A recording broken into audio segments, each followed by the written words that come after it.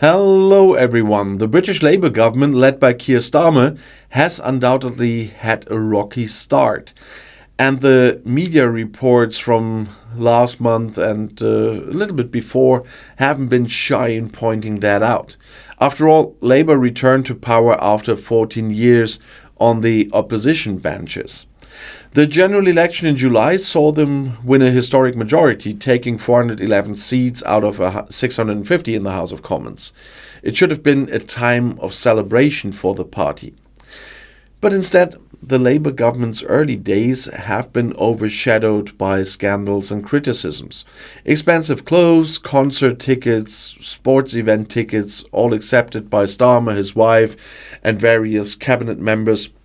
That was all stories that was floating around there. It's not a good look for a government that promised integrity and a fresh start for Britain. And Starmer's chief of staff, Sue Gray, earning more than the Prime Minister himself, hasn't helped matters either. I talked about this in one of my videos. And this has opened up a wave of anonymous criticism from within the government apparatus. Let's not forget that Starmer stood outside 10 Downing Street just a few months ago, vowing to eradicate what he called rot in the British state. Now, barely 3 months into his premiership, comparisons are already being drawn between his government and the scandal-ridden days of Boris Johnson. And that's quite a turnaround from the optimism we saw after the election. Starmer has been accused of letting these scandals simmer for far too long. And that's not just a perception issue, it's a real political problem. Conservative commentators are having a field day calling Starmer morally bankrupt and unfit to lead. They are laughing behind closed doors, and the Labour government fumbles its early days. It doesn't help that the perception out there is that Starmer and his team are enjoying the perks of office while imposing austerity and tax hikes on the public. And to be honest, that's a dangerous image for any government to have.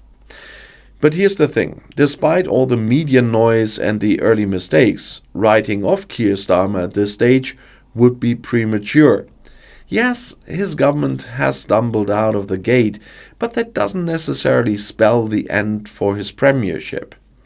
Starmer's long-term success will ultimately depend on his ability to push through the reforms that the country desperately needs.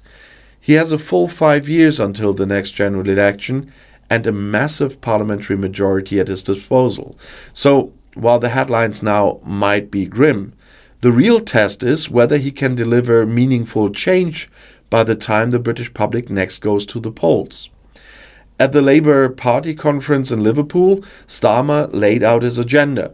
And this time it wasn't about blaming the previous Conservative government, even though they left the country in a pretty dire state after 14 years.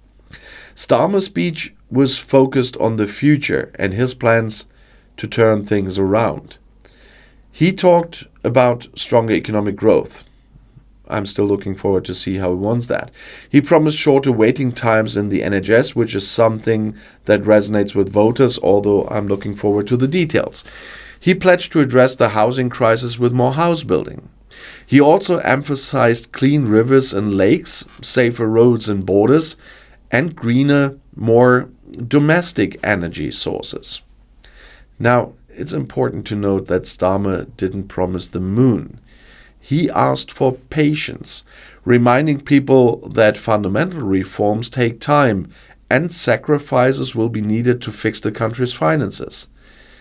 It was a more measured speech, one that acknowledged the difficulties ahead rather than over-promising this time.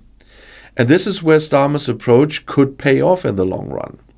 With such a large majority in Parliament, he has the room to make some tough decisions. He's already kicked out the first dissidents from his party, which shows he is serious about maintaining discipline. And even with pushback from the left wing of Labour, Starmer managed to push through the decision to restrict state heating subsidies to only those pensioners in particular need.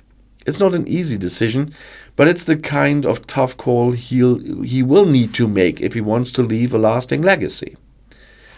But let's be clear, this doesn't mean that Starmer is in the clear. Far from it. There are still big question marks over his ability to implement the right policies. At the conference, he prepared the country for tax hikes. That's never popular, and he will need to treat carefully here. And he's also promised more regulation to cut down on labor migration, which he described as state intervention. And now here's the potential problem for Starmer.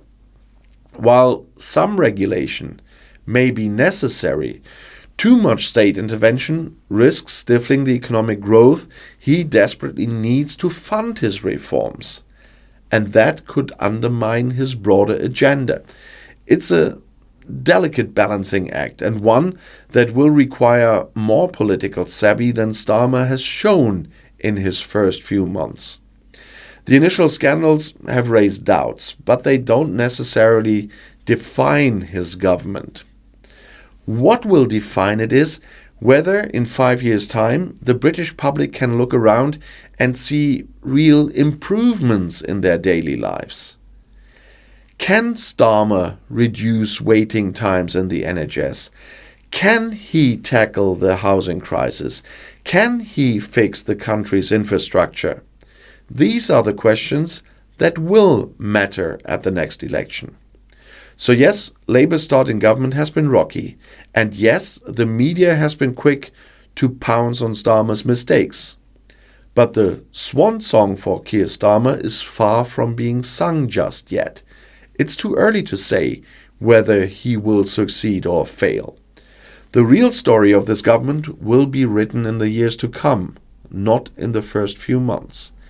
And that's where the focus should be. And you know that I'm not very close to social democratic governments usually. But we'll keep an eye on this, and the next video is right here in the end screen.